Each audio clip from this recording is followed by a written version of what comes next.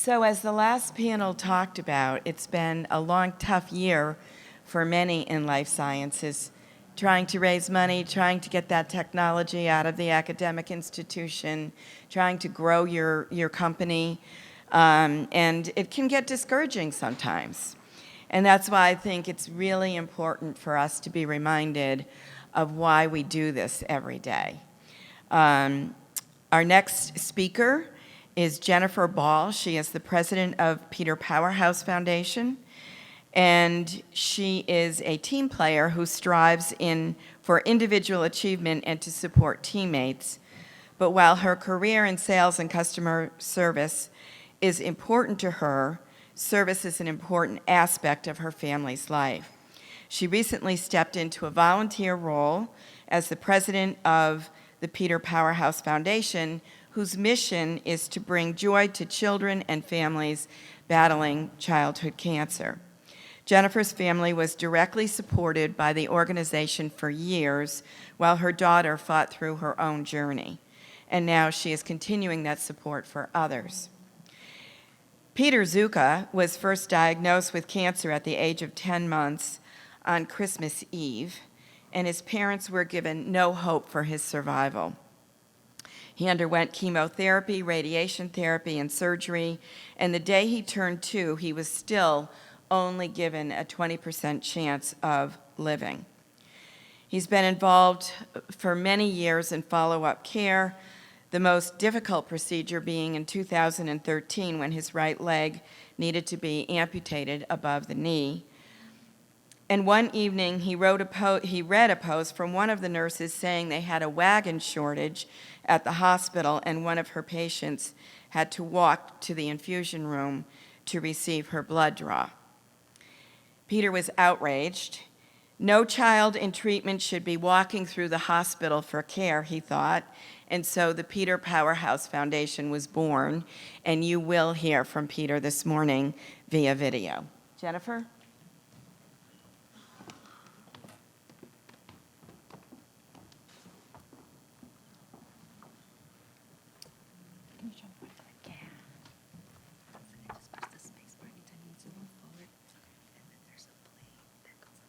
Perfect.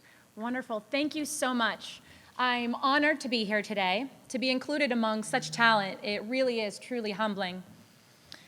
When I was asked to join you today, I really struggled with what message I wanted to share.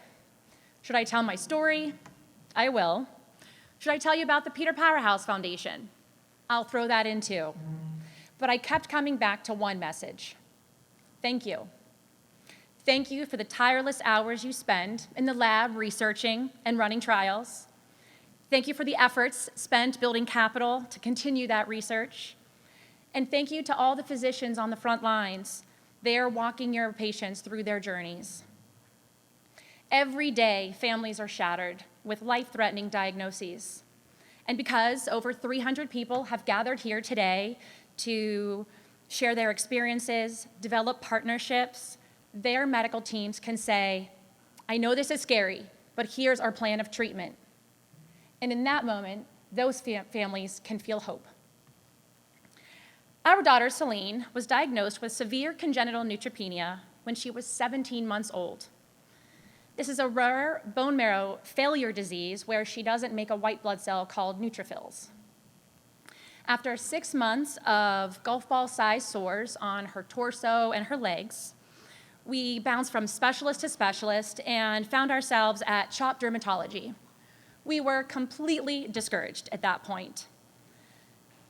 That dermatologist took one look at Celine and said, wait, we have an immunologist on the floor. Let me go get her. We left that appointment and headed straight to the blood lab with orders from the immunologist.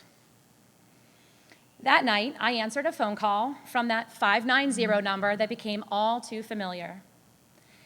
The doctor on the other line immediately asked, does your daughter have a fever? If at any point her temperature becomes 100.4 degrees, immediately go to the ER. I, of course, thought of every night that I sat up holding her with a fever, not knowing just how sick she had been. And I collapsed to the floor. I frantically scribbled a page of notes as the doctor spoke. ANC, neutrophils, hematology will see us this week. the last thing she said to me was, "It's going to be okay. And please don't Google anything." After I cried for an hour, I Googled everything I could about severe congenital neutropenia, which I then immediately regretted, until we met with our fabulous hematology team at CHOP, and they walked us through what our next year would look like. It was a whirlwind of treatment. We learned to give her shots of Neupogen. And here's where my personal thank you comes in, that a group of scientists worked until they had a medicine that encouraged a body to make neutrophils. This medicine, as you know, was incredibly important to many people battling cancer. I hadn't considered how important a tiny white blood cell could be until my daughter didn't make them. When the shots at first seemed daunting, her improvement was immediate.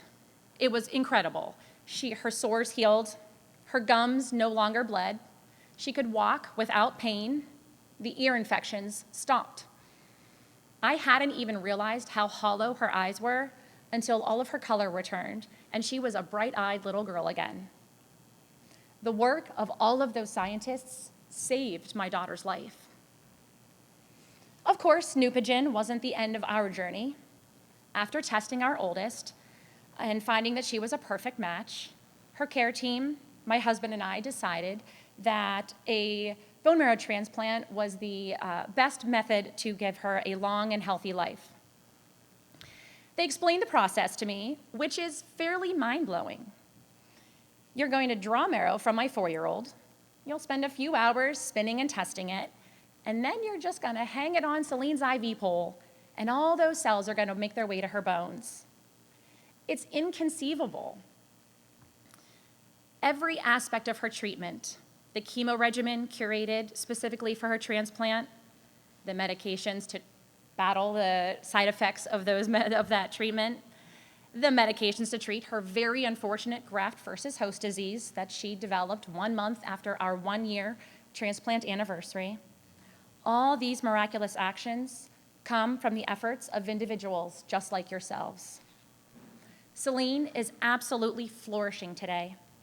We still celebrate her rebirth day. Her 9th is coming up in March. She is spunky, inquisitive, sassy, brilliant. She loves pandas and Jeep Wranglers, and she wants to be a pediatric surgeon someday.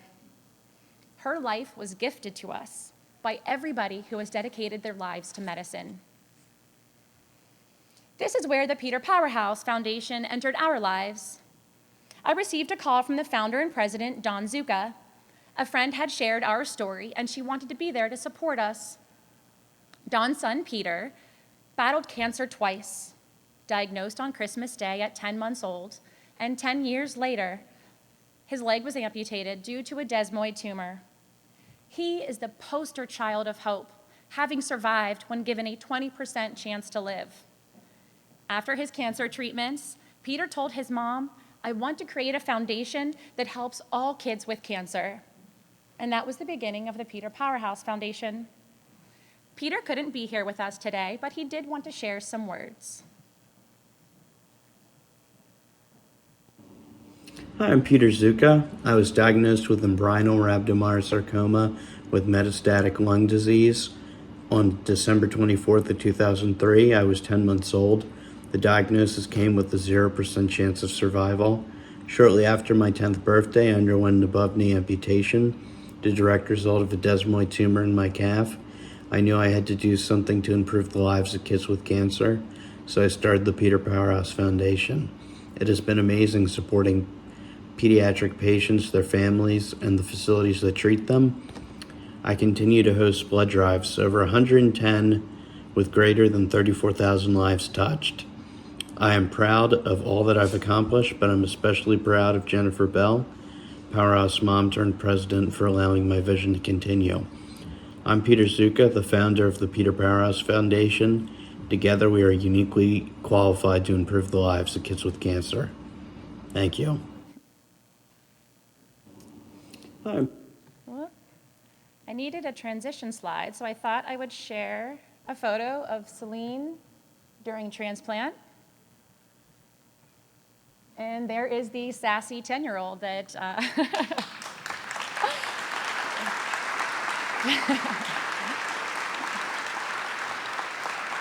I really have no idea why she loves Jeep Wranglers, but it's a very big thing in our house now.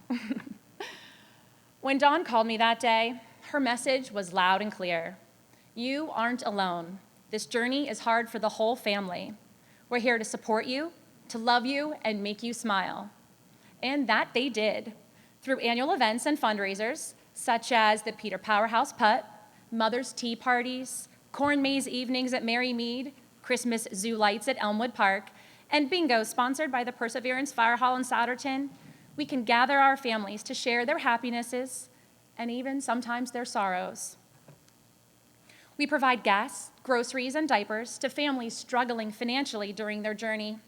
Pre-COVID, we supplied hot meals to the oncology clinic in King of Prussia 3 times a week, with the hope to start that program again soon.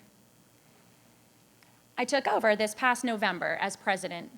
Dawn called me one day and said, I need to take a step back from the Peter Powerhouse, and I was hoping that you would run it.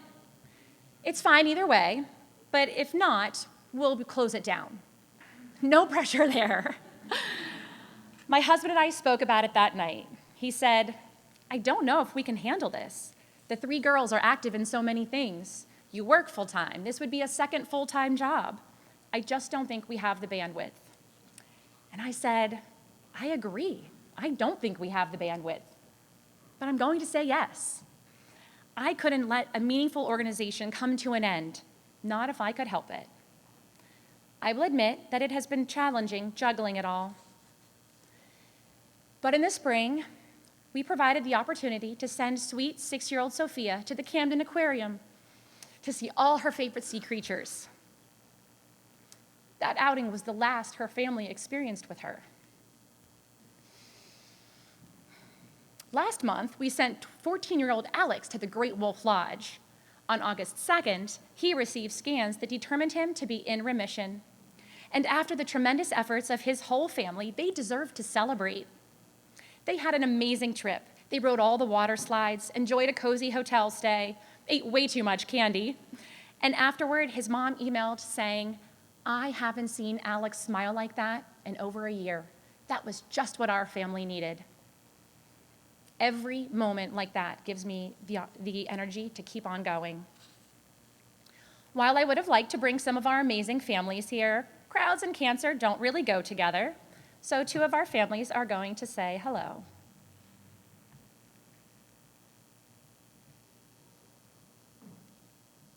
Hi, we're the Gilberts, and I'm Allie, and I'm 10. And I am Leah, and I'm 6.5. Hi, I'm Matt. And I'm Susan. In July 2020, after a week of green coloring to her face and 0 energy, we took Allie to the emergency room where she was transferred by ambulance to Nemours in Wilmington, Delaware, and diagnosed with leukemia, specifically ALL. She started her chemo the very next day and spent 800 days total in treatment, whether inpatient or outpatient at Nemours. She was also part of a study looking at the effects of blinatumomab on patients on their first treatment versus relapse patients. We're happy to report that on October 2nd of 2022, Allie finished her treatment, and as of October this year, she will be celebrating 1 year of remission.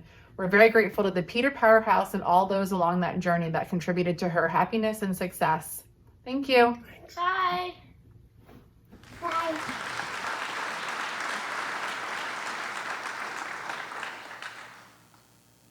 Hi, I'm Suzanne. This is my daughter, Maddie.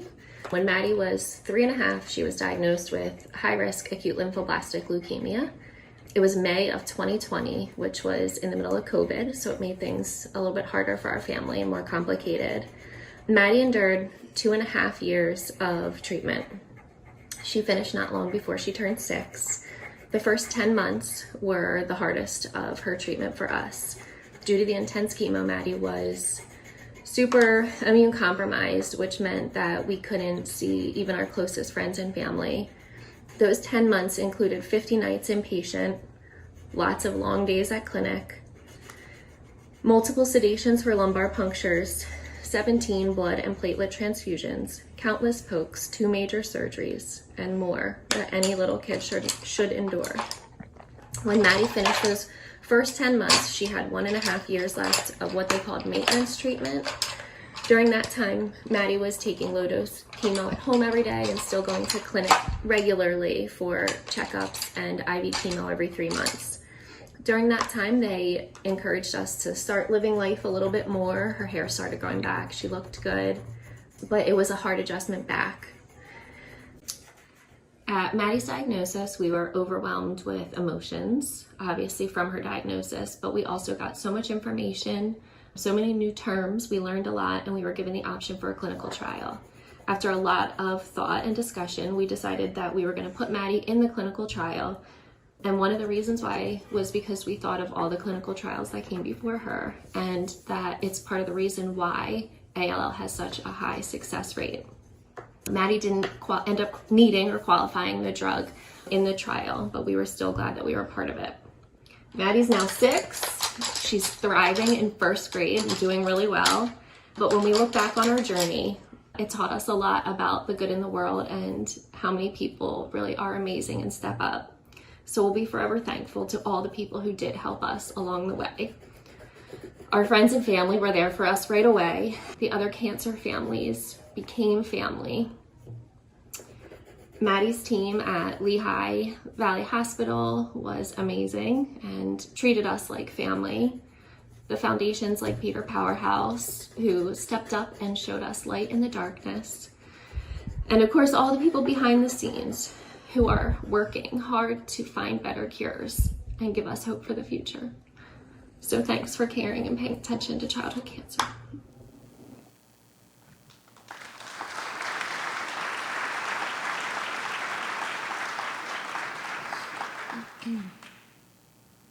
This past month, we had a mini golf event at Freddie Hill Farms up in Talmenson, PA. And we got to see the smiling faces of the Gilbert family with all their grandparents in tow, laughing, enjoying, eating ice cream, and being together. The science of medicine gave their family the chance to be together that day. As a grandparent and a parent who has faced a cancer journey with your child, you don't take one moment for granted.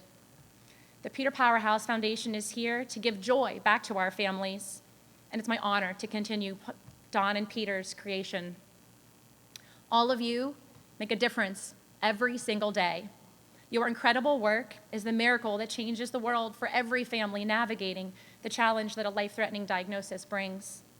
We thank you again for your dedication to the science that gives our families a second chance at living a life filled with joy. Thank you.